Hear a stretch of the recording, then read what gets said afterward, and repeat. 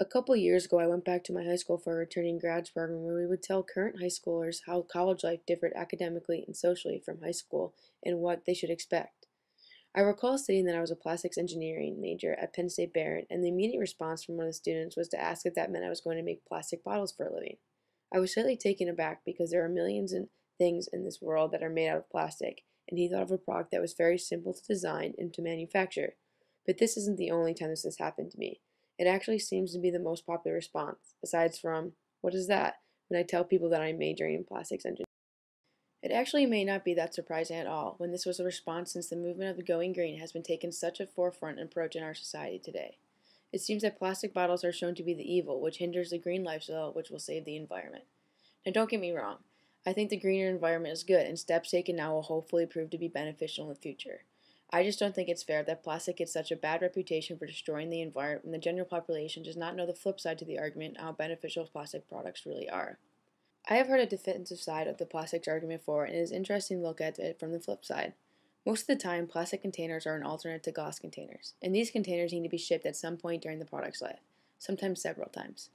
When you compare the weight of each container, the plastic container is lighter, and therefore you'll be able to ship more of the plastic containers than glass, therefore saving on emissions on the environment and also money.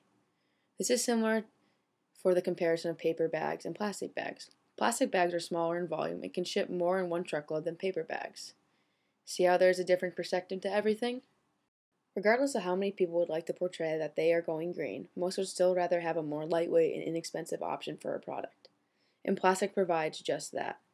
Take the SunChips biodegradable bag for an example. This would be a great step forward in helping the environment because it is said to be 100% compostable. Great, right? Well, no, not really. You see, the bag was really loud. And of course, society can't sacrifice having an increasingly louder bag when this could help the environment and lead other companies to do the same. Within 18 months of launching the compostable bag, Frito-Lay went back to its original packaging.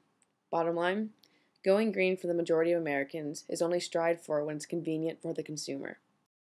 Just think about all the applications that plastics are involved in. They are used in medical, automotive, aerospace, construction, packaging, and consumer goods. This is because plastics can be made into complex shapes with multiple ways to manufacture in a fast manner. Materials are relatively inexpensive, they have good insulation properties, corrosion resistance, and have very good strength to weight ratios. Just look at all these different products that are made out of plastic.